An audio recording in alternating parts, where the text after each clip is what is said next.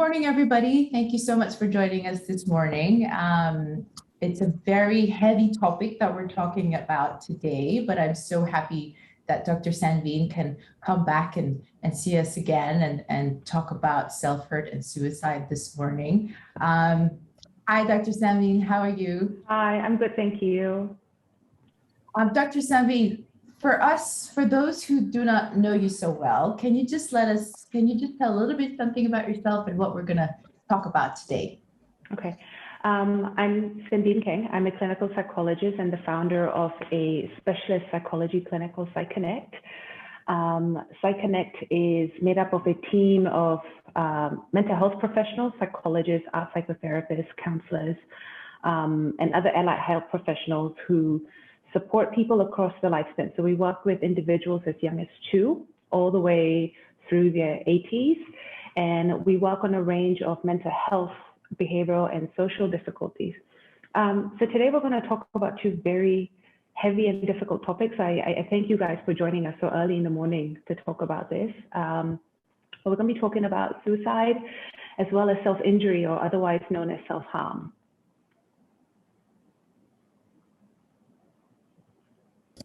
Okay, thank you so much. And again, we're going to take questions after and give us some tips. And then we'll take questions afterwards, yeah? So Dr. Sanveen, if you just want to share your screen with us. Okay.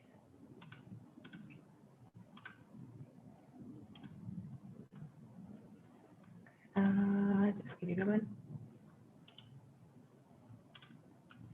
Okay, so can you guys see my slides? Yeah, okay. So I'm just going to jump a little ahead. Okay, so we're going to talk about suicide, and I'm going to share some statistics around the prevalence of suicide across the globe and in Singapore, followed by what factors increase people's risk towards thinking about suicide or following through with their plans, followed by self-harm. Again, how do you recognize self-harm in a loved one or even in yourself?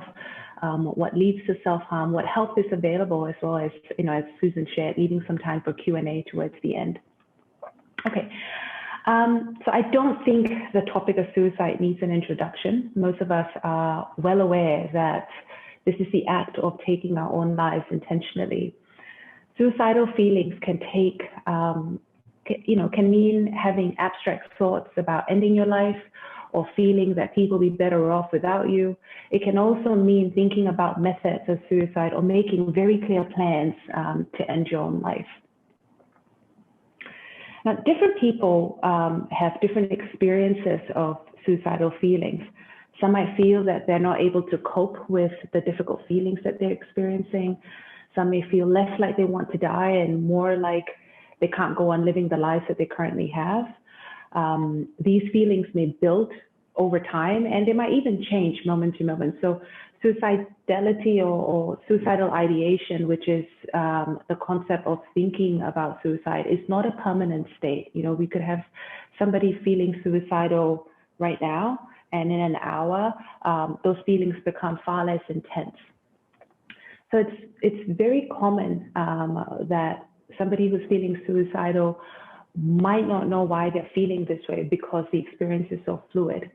Now, generally speaking, people who are feeling suicidal have negative and catastrophic thoughts where they don't see any other way out from their present experience. They have a perception sometimes that it might be a burden onto their loved ones, family, and friends. They often experience very low mood and a very, very high level of emotional pain. Okay, one would experience notable physical and behavioral changes. Now, these are just some behavioral representations of what somebody might present with when they're feeling depressed and suicidal. But oftentimes people would describe changes in their sleep cycle, where maybe they're having difficulty falling asleep or they're waking up very early. We call this early morning awakenings, where they lay in bed 2, 3 o'clock in the morning and they find it hard to go back to bed. You might notice social detachment, where your loved one starts to isolate themselves from family and friends or activities that they previously used to enjoy, changes in appetite, neglect in their physical appearances. And some people start to prepare for their death, and this comes in the form of writing suicidal notes, writing on blogs, writing a will, or starting to give away their possessions. Sometimes what we also see is a drastic shift in their emotional experiences, and this can be very confusing. So I've worked with clients where families have reported a sudden lift in mood, weeks or days leading up to the attempt. And it's not uncommon at that point for loved ones to feel that, okay, my friend or my sibling or whoever this individual is starting to get out of the woods. They're starting to feel better, and the darker times are behind us, because they're acting just like they did back in, prior to, sorry, I changed the slides, prior to the onset of the depression or prior to the onset of the darkness. So suicide occurs throughout the lifespan. There have been reports of children as young as 5 years old taking their own lives.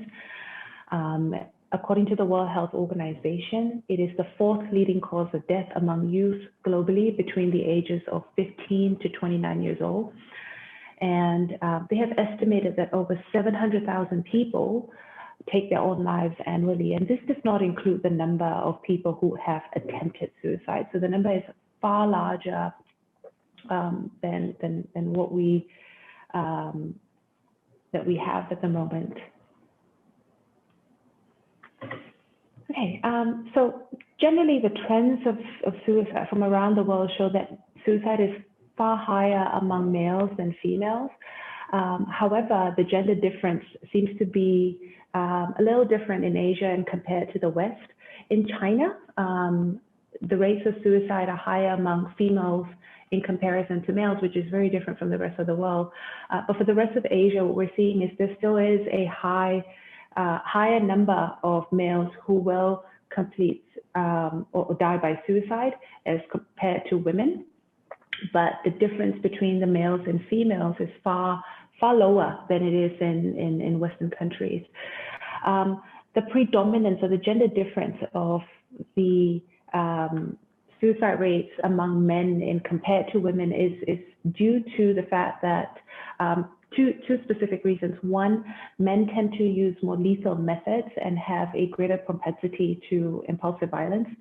And females are more likely to seek help. So because they're more likely to go to their GP, or they're more likely to speak to somebody, they're more likely to be treated for depression, and also more likely to benefit from educational programs. So if we've got talks like this, for example, if I were to take a bold guess, I would imagine that there are more women on the call than there are men at the moment. Yeah. Okay. So research shows that suicide is the most common cause of death in female adolescents between the ages of 15 to 19.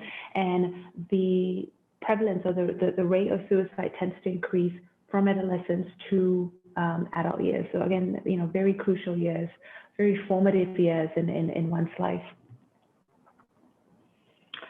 So in Singapore, the Samaritans of Singapore shared some statistics, and suicide was found to be the leading cause of death among individuals between the ages of 10 to 29.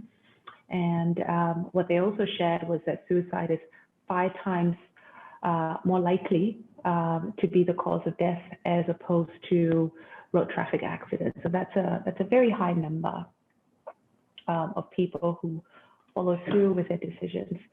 And this graph here shows the trend of suicide over the last couple of years. And what we're seeing now in comparison to last year, so 2018 to 2019, what we're seeing is that there was starting to be an increase in suicide, and this is across both genders.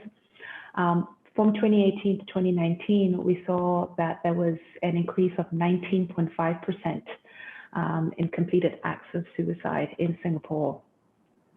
Now, just last year, There were 452 completed suicides in Singapore, and more than 70% of these were males who had followed through with their plans to take their own lives. Out of which 154 were the elderly, and these were individuals classified from the age of 60 and up. And this has been the highest number that has been reported since 1991 for this group of individuals. So the question then, is, has COVID resulted in people feeling more suicidal, or could there be other factors? I would say COVID has had a massive impact on mental health, and it could be one of the very many reasons that people are following through with their decisions to take their own lives. The pandemic has brought across, a range of challenges. People have faced difficulties with employment, resulting in financial difficulties. The economy has taken a big hit because of the lockdowns and restrictions, and just the impact of the lockdowns and restrictions has been social isolation, as well as the loss of avenues for coping with life challenges. People often rely on going to work, working out, being outdoors, interacting with their friends, having social activities as an avenue to regulate their emotions and connect with other people. And a lot of those things have been taken away. Now, the one thing that we do know about depression is that social isolation and loneliness is one of the cornerstones. People tend to retreat, and COVID has made it much, much, much more easier for people to retreat. It's made it harder for loved ones to, go to your friend's house or go to your family member's house and force them to come out with you and do things with you.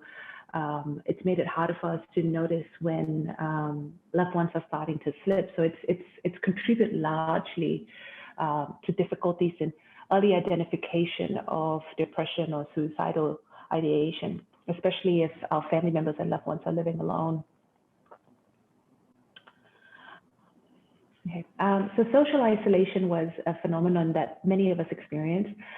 With the lockdowns and the restrictions to visitors, the advisory to stay at home, many people would have felt isolated. They would have had difficulty coping with loneliness.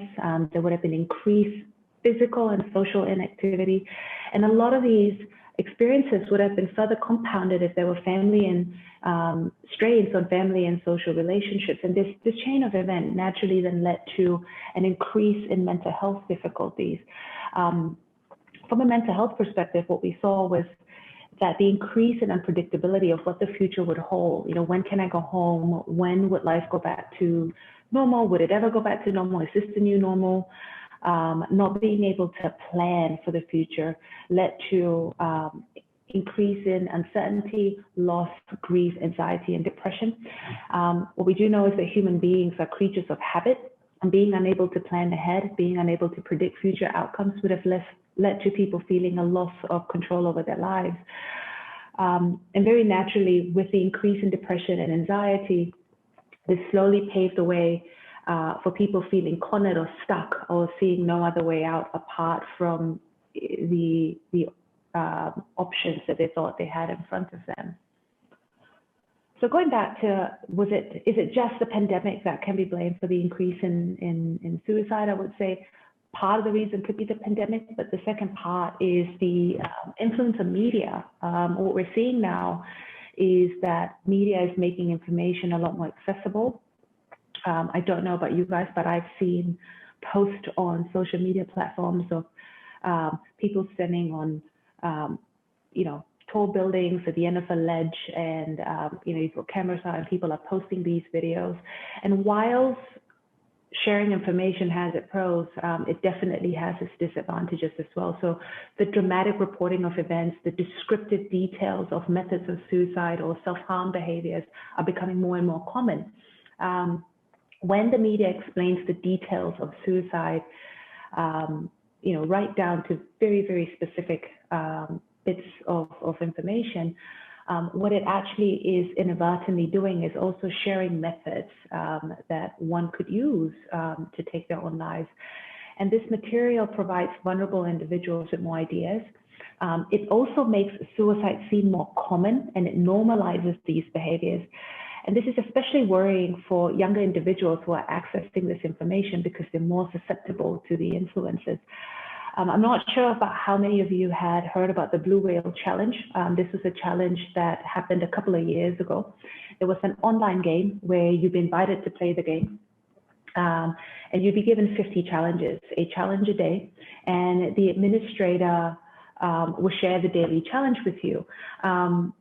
Initially, the challenges started out as being fairly easy, listen to this song or, do this little activity, but they slowly started becoming a lot more concerning, aggressive, abusive. So it would be things like do not sleep for a certain number of days, mutilate your own body, carve out a way on your body, eventually leading up to the last challenge, which was to take your own life.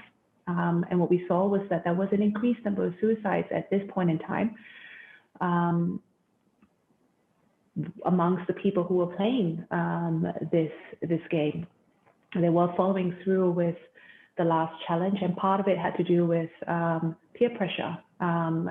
It was said that the administrator would or had access to secrets or information that was very personal to you and would share this on platforms. We also saw an increased rate of admissions into hospitals for suicide after the release of the Netflix series called 13 Reasons Why, which depicted suicide in a highly graphic and unsafe manner. Okay, so moving from suicide to self-harm. Self-harm is the act of inflicting injury onto yourself, irrespective of the motive or the extent of suicidal intent. So again, in Singapore, research shows that 23% of youth have engaged in self-harm behaviors. 36% of these people were between the ages of 18 to 24. 1 in 10 of them report self-harming fairly regularly. We also know that self-harm becomes a lot more common after the age of 14, but there is enough evidence for us to know that it is prevalent and it is occurring in individuals much younger. I've seen clients myself as young as 10 years old who inflict self-injury onto their bodies. And what's important to know is that these numbers are likely to be a very gross estimate. Self-harming behaviors are often carried out in private. So the numbers that we have available officially may not accurately reflect the true numbers of people who are actually engaging in these sorts of behaviors. Okay, so there are many ways that people can inflict injury and pain onto themselves, and here are some commonly known ways. Oftentimes when people think about self-injury, they think only of somebody cutting themselves, or burning themselves, but there are multiple ways that one could inflict pain. And the last part, engaging in risky behaviors, this could also include sexual promiscuity in adults, where they engage in sexual behaviors either in an unsafe manner or with multiple partners, and that hurts them because they're not respecting their bodies or they're not respecting their values. So again, multiple ways that one could hurt themselves. So what do we look out for? Traditionally, beyond behaviors such as promiscuity or engaging in unsafe sex, what we can look out for is noticing if your loved one has got frequent bruises or scars, if they don't really happen to have a valid reason for these injuries, if they're wearing long sleeve attires even in hot weather. Some of the teenagers that I work with would come in with big hoodies, and it's 30-something degrees outside, and they're in sweatshirts and they're all covered up, and they wouldn't take the sweatshirts off. They could be sweating, but they're covering parts of their body that they don't want people to see. Sometimes people use band-aids, and sometimes people would bandage up the area in order to conceal their wounds. They often carry around sharp objects. I've got clients who use burning as a form of self-injury, and they always have their lighters with them or a way to hurt themselves, always ready and present. They refer to themselves as worthless. So you start seeing a sense of self starting to get break down. They feel hopeless. They have difficulties with interpersonal relationships. They also have behavioral and emotional challenges. Now, again, more often than not, you'll see more than one of these behaviors or experiences in an individual that's self-harming, but it's not likely that you're going to see the whole breadth of these behaviors that we've highlighted here. So self-harm a concern. Between 23 to 58% of adolescents receiving outpatient care have reported self-harming. Again, these numbers are likely to be much higher in the general population where they're not reported. Suicidal intent is noted in some individuals who hurt themselves, but oftentimes self-harm is mostly used as a coping mechanism to regulate emotion and to relieve tension.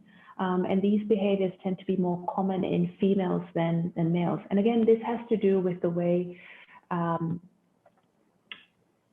men and women respond to emotional challenges. So males, generally speaking, even teenage boys, are known to have greater risk for more externalized coping mechanisms, so shouting, fights, drinking, whereas females tend to internalize coping mechanisms and they're more likely to hurt themselves. So why do people engage in self-harm? This can be broken under 5 reasons. One is relief from pain and distressing feelings. Sometimes individuals who are feeling very low report dissociating. They report feeling emotional numbness. They feel that they're not. This is not their reality, and they hurt themselves to feel pain so that they know that they're grounded and everything that they're experiencing truly is happening around them. It can be a method of self-punishment. It can be a method to express or communicate very strong feelings, and it can also help prevent feelings of emptiness. So again, for the most part, with the exception of a group of individuals where there's self-harming and suicidal intent, self-harm is a coping mechanism. Many factors lead to people being at risk for self-harming. Now, there are biological factors where there's serotonin imbalances, which leads to low mood. We also see individual factors, personality disorders, people who place very, very high levels of expectations and pressure on themselves, people with difficulty problem solving, people who have poor social skills or are not connected socially with social supports, haven't got good peer relationships, people who have been bullied, people who are abusing alcohol or taking substances to cope. The presence of mental health illnesses, so depressions, anxieties, schizophrenia, bipolar disorder, and personality disorders. Environmental factors could include exposure to ACEs. Now, ACEs is an acronym for Adverse Childhood Experiences. So this is developmental trauma where children experience abandonment, they might have observed domestic violence, they might have had attachment difficulties, they might have had life experiences that have hindered their ability to form strong attachment ties with their parents, as well as forming strong relationships with peers. Even the experience of trauma as adults, failure in school and learning difficulties, occupational difficulties for adults could be environmental factors as well. And familial factors, so having a family history of mental health disorders, a family history of suicide or self-harming behaviors, or even your exposure, personal exposure to suicide and self-harming behaviors, separation amongst your parents or divorce, loss of a loved one, loss of income. Now, regardless of the risk factors, individuals who turn to self-harm and suicidal behaviors only do so when they're unable to cope or unable to find healthier coping mechanisms. They turn to these behaviors because they're not sure or they're unaware of other ways to reduce their pain, to reduce their stress, or to release the heavy emotions that they're feeling at that point in time. So how can we help? If you're a loved one or a family member or a friend of somebody who might be feeling suicidal or who might be engaging in self-harm, One of the things to note is that there is a lot of reluctance to seek help because of the stigma or the shame attached to seeking help. A lot of people would say things like, yeah, but I'm not crazy. There's nothing really wrong with me. I'm just feeling a bit sad. There is a huge difference between feeling a bit sad and feeling depressed. We also use the word depression fairly loosely in day-to-day language. So people would say things like, oh, I'm feeling so depressed today. But depression is far deeper than a momentary or a short stint of experiencing low mood. It's a very deep, dark experience. So, you know, accept and acknowledge your loved one's experience with appropriate social support and knowledge on coping methods. People will turn to healthier coping mechanisms to cope with their emotions. So make yourself available, foster self-esteem and confidence if you're working with somebody or you're interacting with someone who's younger, promote health-seeking behaviors, and more importantly, accept and acknowledge their experience. The next is noticing the difference between listening and hearing. Be empathetic, non-judgmental, communicate openly, and just listen. You know, it takes an immense amount of courage for someone to open up and admit that they have been engaging in self-harm or that they have suicidal thoughts. And regardless of your moral values or religious values, understand that this might have been the only option that the individuals could think of. And you know, it's important to avoid making statements or appearing disgusted with the behavior. It's important to understand that the individual who's experiencing or engaging in self-harm is likely to already feel an immense amount of guilt. They're likely to already feel a lot of shame and possibly even disgust with themselves for having gone down that path. So what we, you know, often see is that one would find or thinks of no other way to cope with their feelings. They engage in self-harm. They have short-term relief, but what then comes is secondary guilt, secondary shame, secondary disgust, which then deepens the depression, and they end up getting caught in a fairly vicious cycle where there really isn't any way out, or at least they can't seem to see any other way out. So having somebody just to talk to can be very helpful for somebody who is feeling suicidal, somebody who is experiencing or engaging in self-harm behaviors.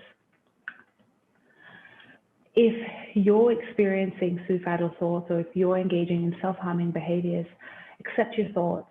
It's very important to acknowledge how you're feeling and recognizing that your behavior is a function of an emotion. You're engaging in these behaviors because you're feeling a certain way. And once we become aware that the behaviors themselves are a function of an emotion, and we start to become aware of our triggers and the emotions that lead to them or follow through, we might be able to feel a little kinder towards ourselves, but we might also be a bit more open to seeking help. Once we notice that there is an emotional component to these behaviors, we also start to become aware of the fact that emotions are transient. When one emotion is present, it's not present for a very long period of time. It often is replaced by another over a period of time, or it is replaced by a different intensity of that emotion. So you might be feeling very depressed at one point in time, but an hour or two later, you might still be feeling depressed, but you might not be as depressed as you were before. And again, emotions are transient, so we will have varying emotional states. Emotions tend to remain and stick around for longer when we tend to focus on them. So if we're thinking about these experiences, or we're just engulfed in these thoughts, we tend to experience the emotions for far longer. So identifying healthier coping mechanisms is very important. Now, I don't want to minimize the importance of speaking to somebody, but there are things that you can do to help yourself feel better. One of them is exercising regularly. There is a lot of research on the role of exercise, endorphins, and serotonin in helping people lift their mood. Engaging in meditation, so you may practice deep breathing exercises. This helps us calm down, and they help us have some emotional space from my experience. You may also consider grounding strategies to take your attention away from the negative thought and to bring yourself back to the here and now. This can also be a lovely strategy to help you not engage in the unhelpful coping mechanisms that you have been using.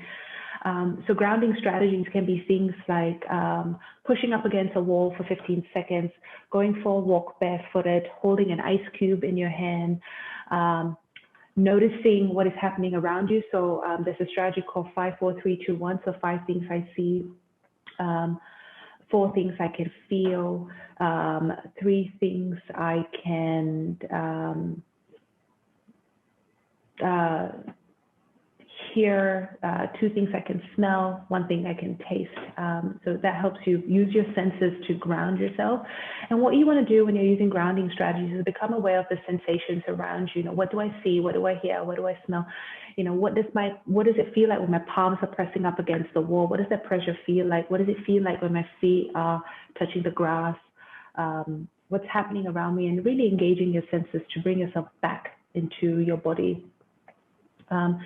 And again, most importantly, speaking with somebody, it's really important that you find somebody whom you can trust, whom you can speak to. And this could come in the form of a close friend, a family member, a professional.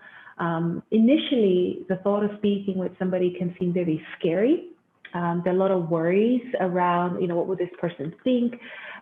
Will I be able to share my thoughts? A common one is, am I just making this up? Am I blowing things out of proportion? Am I just complaining? You know, everybody feels sad. Am I being a bit of a crybaby?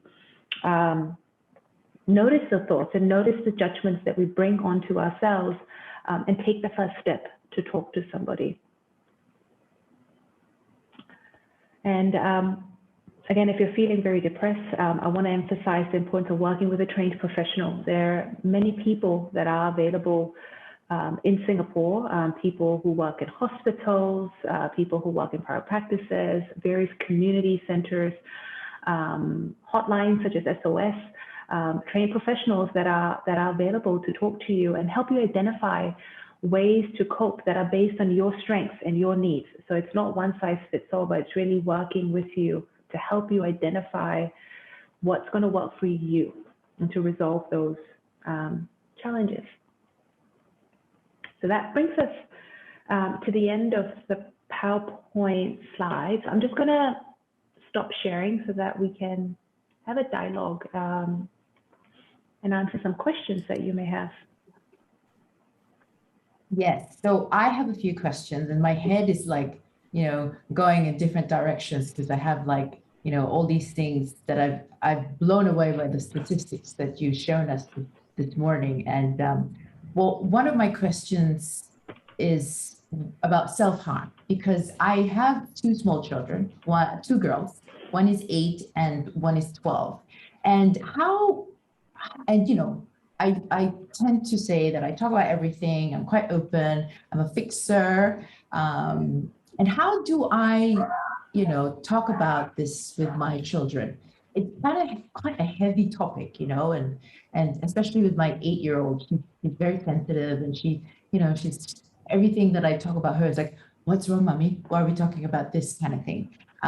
So any suggestions for me on how to approach this topic to talk to them about so that they are aware that, you know, what they're feeling, if they do, you know, get these feelings in the future, how do we talk about it and how to deal with it? I think the first thing is knowing where your child is at developmentally. So, you know, talking about self-harm, say with an 8-year-old, we might be exposing them to a lot more information than they're ready to cope with.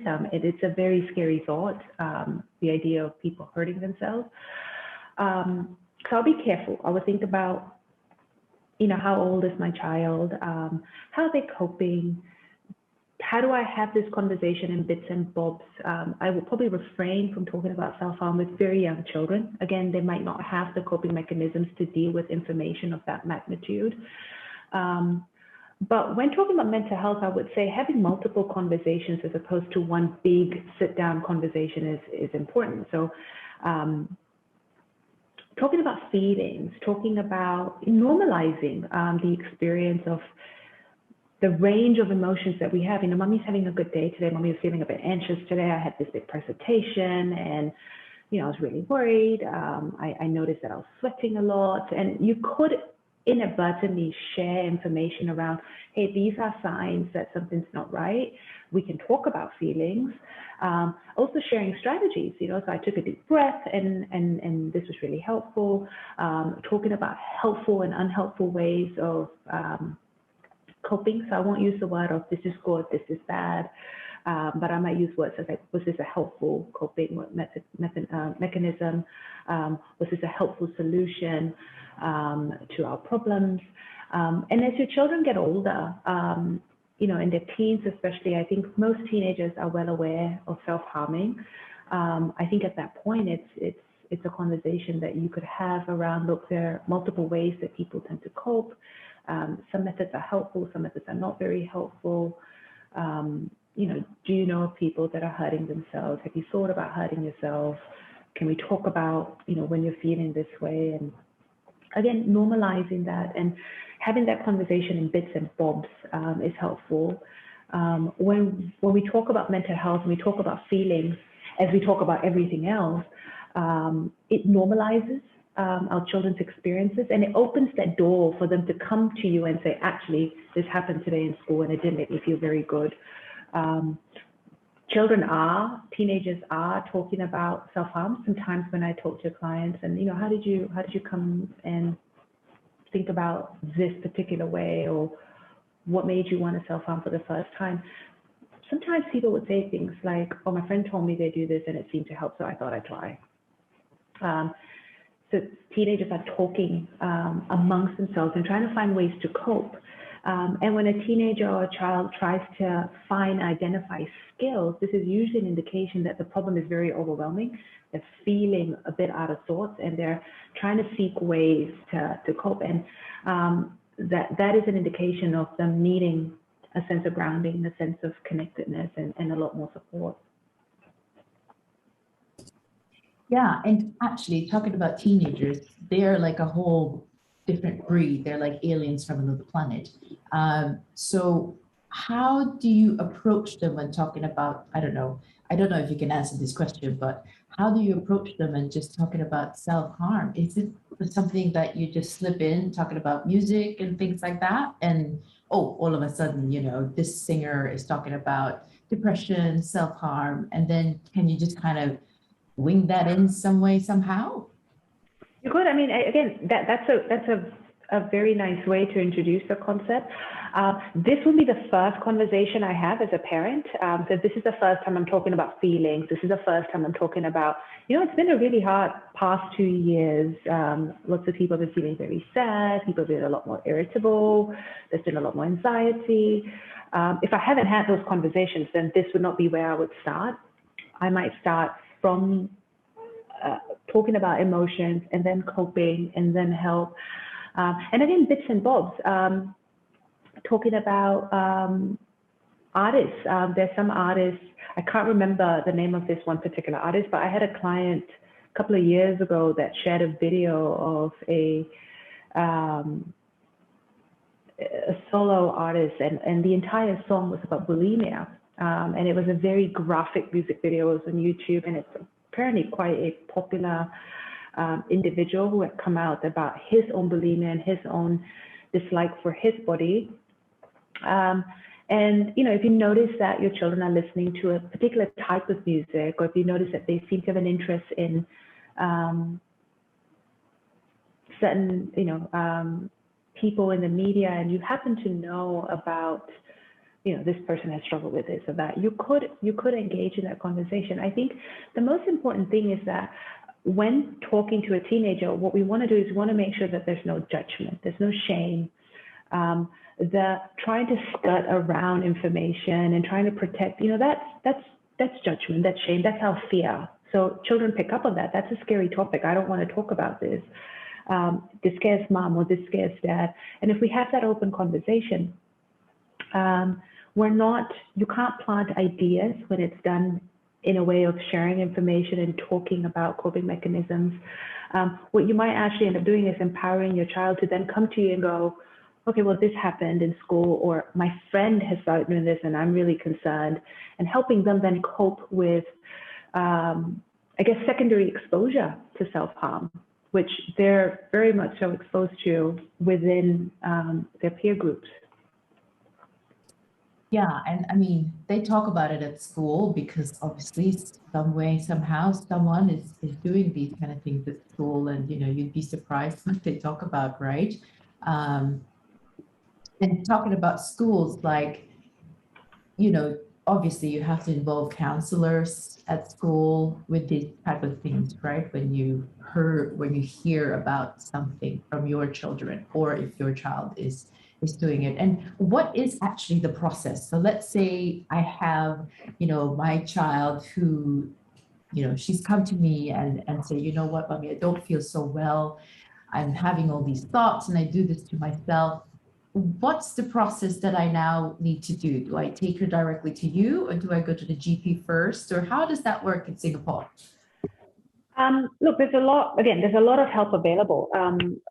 So it depends where you're at. It depends on the kind of help that you want. Now, most schools in Singapore, in fact, all schools have got counselors, and some schools have a huge team of counselors. For the most part, school counselors will work with, again, depends on school to school. Some school counselors do fairly long-term work where, they work with individuals for years, months, and it's more than a couple of sessions. And with some schools, they're available for a much shorter period of time, and they tend to support children only with challenges related to functioning in school. So knowing what support's available to you is very important. If you have access to the school counselors, you could go have a chat with the school counselor, and they would definitely want to interact and bring your child in for a check-in session. I think that's very important, that we have supports available for a child across various areas of their life. So, if they've got access to a school counselor, it'd be great if that person is available for them and they can just kind of pop in, pop out. It doesn't have to be a very long, drawn-out conversation. It can be a safe space or a safe person that they can go to when they're in school, and they're in school for a large portion of their time. With regards to seeking external help, now you don't need a GP's referral to see a psychologist or a counselor. You could literally just call a clinic and schedule an appointment. Clinical psychologists are trained to diagnose in addition to treat mental health disorders. We also work with a range of other professionals. So, if somebody's feeling very depressed, we would make recommendations of you maybe working alongside a psychiatrist who could support with medication alongside psychotherapy. Therapy is not a quick fix. It takes time. Emotions aren't, the therapy pathway is not linear. And oftentimes that is the assumption when people come into therapy. Okay, I've come into therapy and now it's going to be, a linear path. And a person is anything but predictable. You could have a good day and you could be doing this and then you dip. And in therapy, we're working with you through this process, but what we're trying to do is slowly have those dips be less, more stable, not dipping as much, coming up a lot more quicker. So we're learning strategies, and over a period of time, having a sense of stability. So therapy takes a while. It is a commitment. It's regular. We recommend that people come into therapy at least once a week. If somebody is feeling very low, they're suicidal, if they're hurting themselves to a very high intensity, you might want to see more than once a week, maybe twice a week, but that's usually for a certain period of time until we can stabilize that emotional state and we know that you're feeling safe. When somebody's a chronic self-harmer, so with particular types of personality disorders like borderline personality disorder, where self-harming is one of the very common symptomatology, and in fact, it's part of the symptomatology that we look out for. Therapy would take at least a year, and this is fairly intense therapy where we'll meet with the individual once a week. They're part of groups, group therapy, where they meet with other people who might be self-harming, and there are multiple clinicians involved in the treatment or in the development of skills. There might be a medical team involved, and these are people who are functional. They're going to work, they're going to school, but it's the commitment to time. The other thing to know is the longer that a person has been feeling depressed or having these challenges for, the longer therapy is going to take. So if you've been feeling this way for 4 or 5 years, then coming in for therapy for 5 to 6 sessions or 3 to 4 sessions isn't going to fix everything. It's been there for a while. And it's not to minimize as well the experience of the individual. If it was just coming in and talking to a psychologist, and they have these strategies and they're magically going to fix everything, that really minimizes the individual's experience. It's not that easy. People are far more complex than just feeling low. Mm-hmm. And is the self-harmer always a self-harmer, or once you've done all these treatments and you have all these tools to kind of say, okay, I know what I'm doing, are you then done? Do you hurt yourself at the end of, at some point after so many years again? Or is that something that is considered, done and dusted, closed case? Depends on the person. It's a coping mechanism. So, if I were to think of, I'm going to minimize this to say smoking cigarettes. So if you have been a cigarette smoker and you've gone off cigarettes and you've had a particularly hard day, and you go for that stick, you might find yourself fighting yourself to pick up that cigarette. You might find yourself having that one cigarette and then stopping after. So it really depends on the individual. Some people may occasionally have that one-off episode of self-harming. Some people, again, depending on how they're feeling in that moment, may actually be entering a second cycle of mood where they're starting to slip. It's not just about the self-harming, it's a far bigger issue. And some people stop. So, it's hard to say. People are far more complex, but what we do know is that if somebody has been in therapy, that they're far less likely to slip back into another cycle. They're aware of the strategies that they have at their disposal, and they're more likely to use those strategies. And the period of time that they might be self-harming for or feeling low for might be much shorter in comparison to say somebody who hasn't got any strategies at their disposal. Right. Okay. One question came in. Is there a type of therapy that works best, or is more effective for managing self-harm? There are a range of therapies. There are evidence-based therapies. DBT is one of them. You've got schema therapy as well. Look, I have to say that there are multiple ways that we can support somebody. I remember self-harming is a coping mechanism for the most part. So when working with individuals, what we want to do, or at least the way I work and my team works, is we want to identify therapeutic approaches that fit the individual. It's not about you fitting into the approach, but it really is about us fitting into your world. And finding strategies that work for you. And most people, most clinicians are trained in more than one approach. There are some clinicians who have expertise in one approach, and I have colleagues that would use one approach and one approach only, and they do that beautifully. They believe in that approach, and they would apply that approach across the board for whomever comes into work with them, and they're very transparent about that. Most clinicians will tell you that this is the approach that I'm going to use, and this is what it looks like, and are you okay with that approach? But for the most part, there are a range of approaches, and there are many ways that we can get people to communicate and explore their emotions. So I've listed a few therapies that have good evidence for self-harming behaviors and suicidality. These approaches have been shown to reduce hospital admissions, which is one of the ways that we track these behaviors to see that, over a period of time, have we seen success using these approaches. But there are also many other ways. So psychodynamic therapy, art psychotherapy, which is the use of art in the treatment of very deep trauma. There was a recent article that had come up in Channel News Asia, I think 2 to 3 weeks ago, on art therapy and the treatment of trauma.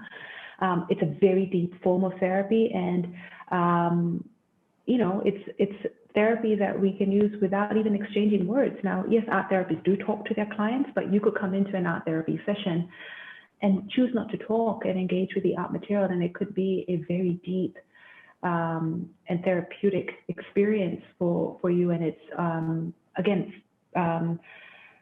formed on the basis of very traditional old school therapies like Gestalt or psychodynamic, and people would again incorporate various approaches into their work. That's quite interesting, isn't it? Okay, so let's talk a little bit about suicide. So, you know, Expat Living's door is always open to anybody who is wanting to ask for information. We're here for the community. And if someone, you know, comes to me and say, Susan, I think my daughter or child or my friend is suicidal, what do I do? Do I listen? I just listen, because I saw in your slide, you know, just listen. Okay. And what else do I do? So the tricky part becomes, how do people want to react, right? So for the most part, if somebody were to come to me and say, look, I'm feeling suicidal, I might want to know, okay, well, tell me about your experience. You know, if the person starts listing off things like, I've given away things. So I wouldn't ask, as a family member or a non-clinician, I wouldn't ask, I wouldn't do a risk assessment. I think it's very important for us to be present and listen, but I will start listening for, you know, have they started giving away things? How low are they? Do they see any hope? Have they got plans? Like, are they starting to talk about, I don't even know what I'm going to do next week. I've got no plans for the future. Or I've started thinking about ways to kill myself. I see a bus and I think about what it'd be like for me to jump in front of it and just die. People would say things like that. At that point, I would express concern. I would let people know how much they mean to me as a family member. That's one of the reasons why people stop themselves. You know, I love you very much. Your life is very important to me. This is really worrying. I'm really worried about you. I like to help you get some help. I like to stay connected with you. So, you know, helping them form or identify a professional to work with, staying connected with them. So, you know, I'm going to call you tomorrow, or I'm popping by tomorrow and I'd like to see you. So making plans to get in touch. That's one of the things that we do a lot. So if I've got a client, say, who's feeling extremely suicidal, or a family member who's feeling suicidal, maybe as a loved one, what I would do is I would make plans to get in touch. And I'm giving you a call tomorrow, we're going to chat. And I want a commitment back from them going, yeah, we'll have a chat. Or I'm popping by tomorrow, we're going to have a coffee and we're going to go do this, or we're going to go do that. So that they're connected with another person, rather than, okay, I'm going to get you some help and then off we go. I have to emphasize the importance of reminding them of how much they mean to you and how much you love and care for them, and how that comment or seeing them feeling so much pain is worrying for you.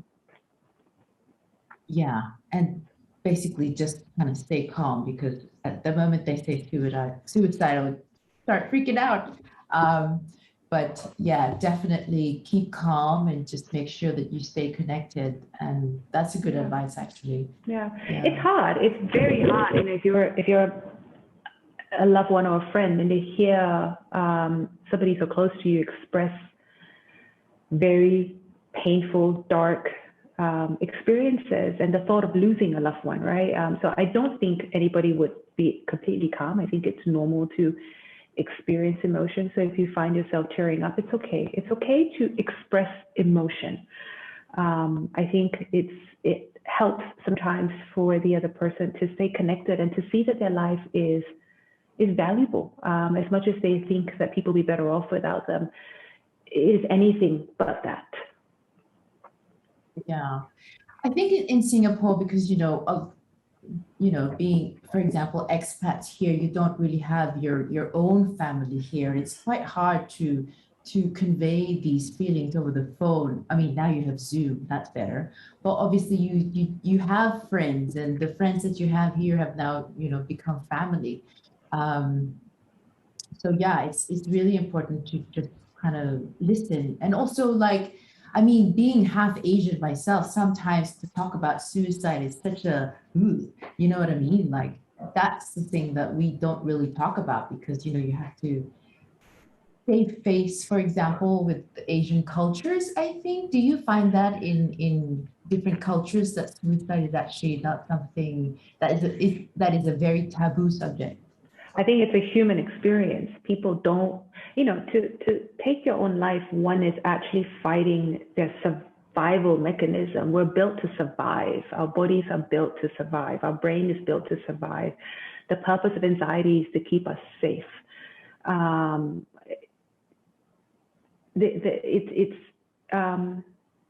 The experience of following through with your decision to take your life, it's fighting your survival mechanism. So regardless of cultures, regardless of nationalities, it's not an easy topic to talk about, and most people won't come right out and say, oh, I'm feeling suicidal, or oh, I'm doing this to hurt myself. These are things that people do in private. Nobody self-harms in the open. They're very private experiences. People self-harm in the privacy of their own homes, rooms, bathrooms. People self-harm in places that they don't want to be seen.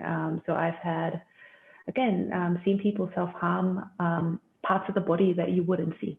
So, you unless you're doing a full-blown body check, you're not going to see the cuts, you're not going to see the wounds, you're not going to come across these, and they're well concealed, and it becomes something that's very private and only for them to know, because this isn't a way for somebody to seek attention, contrary to popular belief, So sometimes they're like, oh, they're cutting themselves because, they're trying to seek my attention and they want X, Y, and Z. No, it takes a lot to hurt yourself. Yeah, I can't even imagine like doing that. I mean, it's crazy, and how people can do that to themselves is beyond even my knowledge and thoughts. Okay, so let's take a really crazy scenario, right? So I have a neighbor who I'm good friends with, and they have a teenage child, for example. What do I do if that child or that person, that it doesn't even have to be a child, but that person says, I'm going to kill myself? Right now? Is there like like right now, they've locked themselves in the room, they've said it, they're going to kill themselves. Is there kind of like a hotline we can call? Do we call the police? What do we do? You call the police. You call the police. We've had scenarios in the clinic where a client has called us and said, I am in Orchard at the moment, and I am standing at a very tall building in a car park, and I'm about to jump. We've called emergency services. We've kept the client on the phone, and we don't know where in Orchard this person is, but slowly through scaffolding that information, called emergency services and then kept them on the phone, slowly identified, and emergency services gets there and then takes over. So calling the police is very important. Partially because, look, they have got access to materials. They could set up, I don't know what that thing is called, that huge balloon, or they can get the ambulance on site. So rather than calling multiple people, calling the police would be your best bet if somebody is of immediate risk to hurt themselves. If you're at home and it's a loved one and you can talk them through, and they're telling you, look, I'm not feeling safe with myself, I don't feel safe, you could drive them down to your nearest emergency room.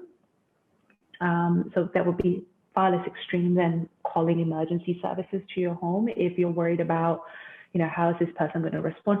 But look, I think when it comes to a matter of life and death, it's really important to make the best decision to keep that individual alive. So if you need to call emergency services, call emergency services. If you're able to get them into your car and drive them to the emergency room and be there with them until they've been seen by a medical professional, do that. But if somebody's expressing imminent risk, I would do one of the other. Yeah, that's good. That's a good tip. We will email everybody all these details that and information that Dr. Sanveen has mentioned today. And lastly, what are your tips for people who are supporting their friends and family members? You know, as I did mention to you before, I'm quite surprised you are not an alcoholic, Dr. Sanveen, because of all the clients that you see and all the cases that you absorb. And how do you kind of help yourself to kind of deal with all of this? And how do you make time for yourself and make sure that you are, in a safe place, in a right headspace? The fighting human spirit is people are amazing. Every person that comes in, and like I said, to feel that immense amount of emotional pain, to fight every single day for your life. And that's what I tell my clients. You coming in and talking to me, this is you fighting for your life, right? This is you committing yourself to living. So no matter how dark things are getting, the fact that you're here, the fact that we're having this conversation even, is an indication of your drive to live. And I think that's what we focus on as clinicians. Now it's very different if you're a loved one, supporting a family member or a friend. Most importantly is self-care. I've said this in previous talks, you can't look after somebody if you're not looking after yourself. So it's very important for loved ones to make sure that they're eating well, they're sleeping well, they're exercising, and sometimes seeking professional support themselves.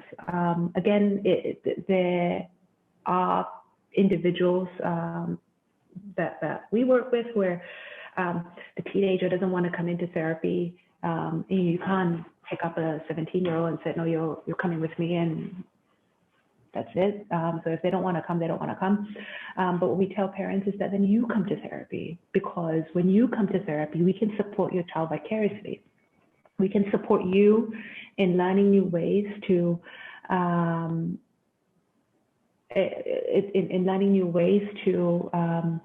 identify and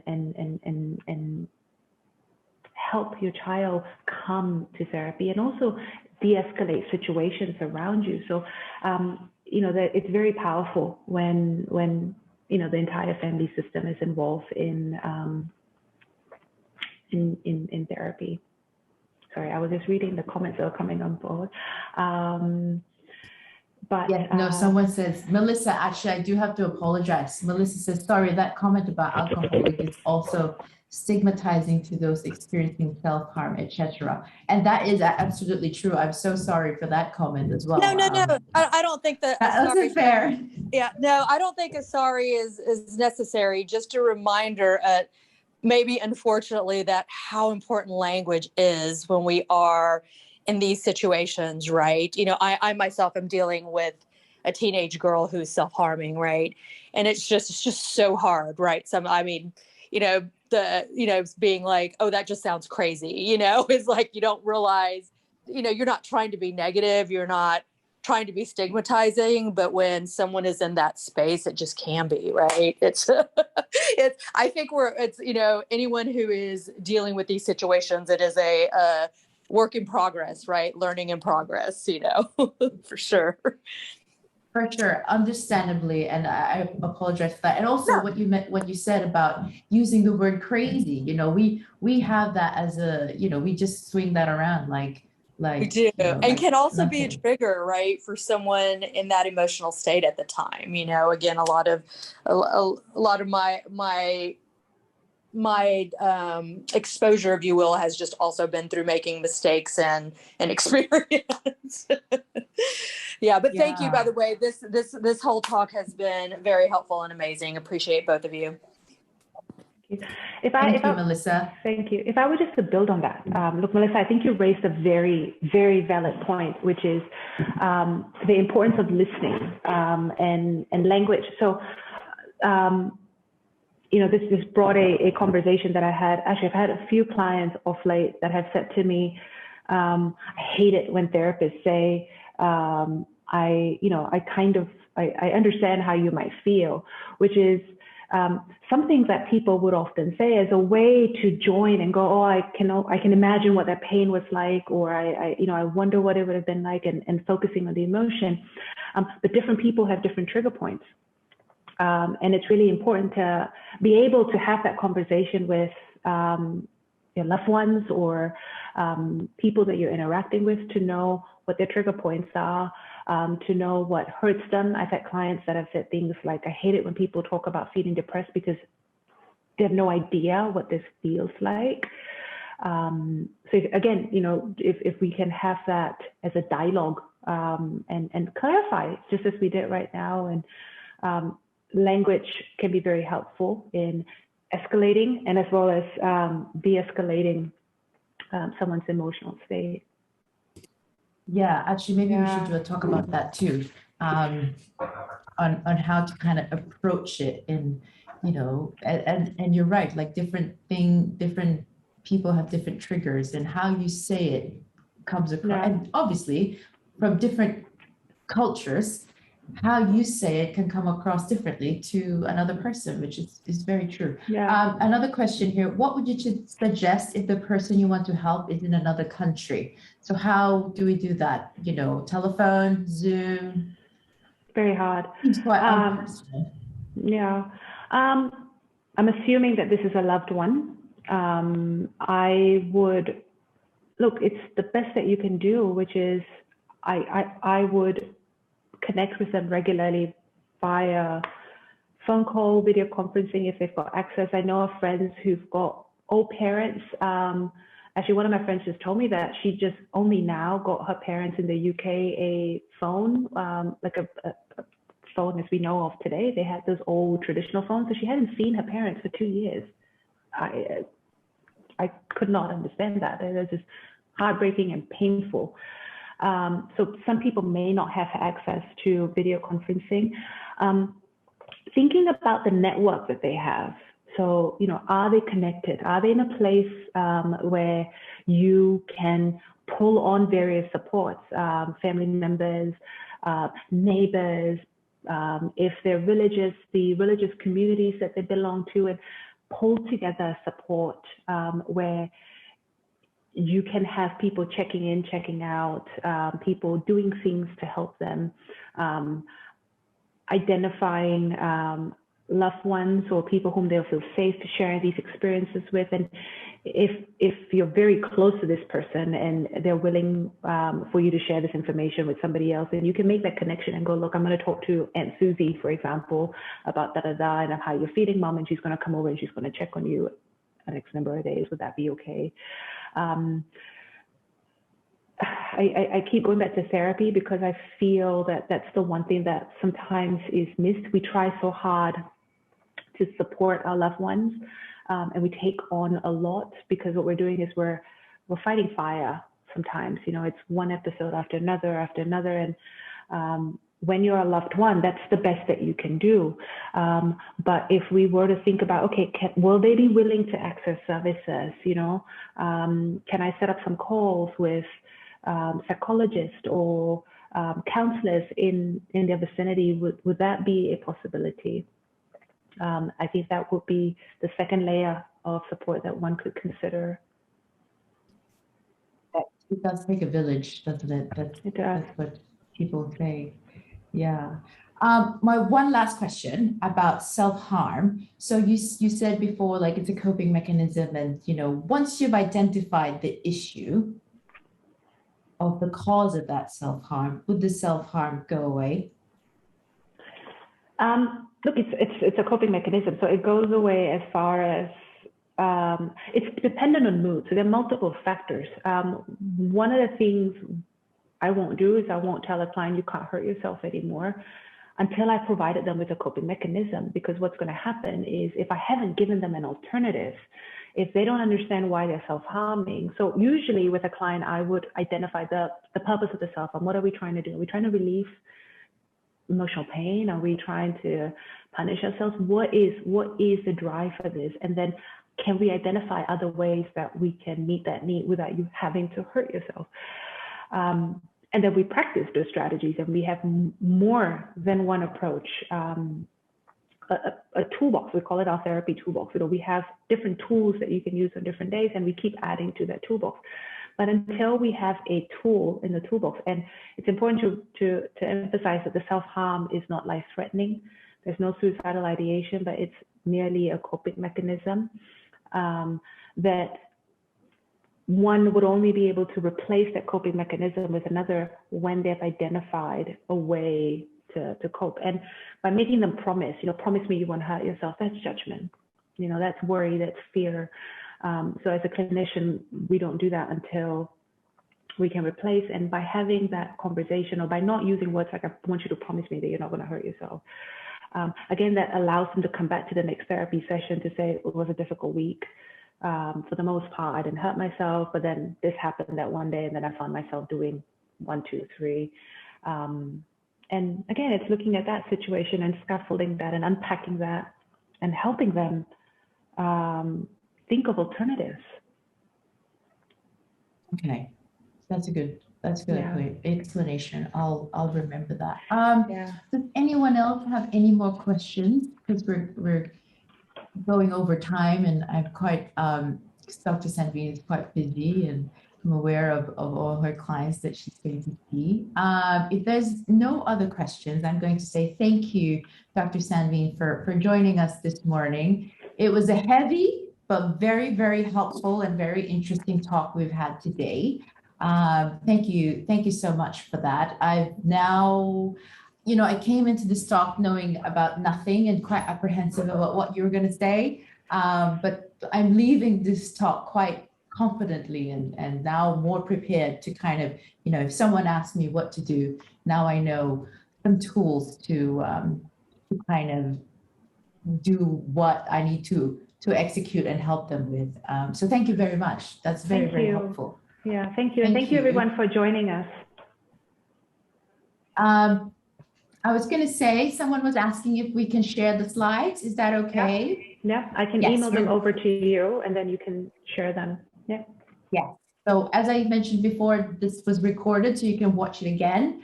And we're going to send over the slides, and I'm going to include Dr. Sanveen's details if you guys want to email her or, go and see her and talk to her personally. And we're so happy at Expat Living that we can discuss these kind of things. And I'm so happy that you guys joined us this morning. So thank you so much, everybody. Do take care of yourselves and talk to somebody if you need to later about your feelings. You can always email us or call us at Expat Living. Our telephone lines and emails are always welcome and open for you guys. So thank you so much. Take care, everyone. Thanks, Dr. Sanveen. Thank you. See you. Thank you. See you. Bye. Bye.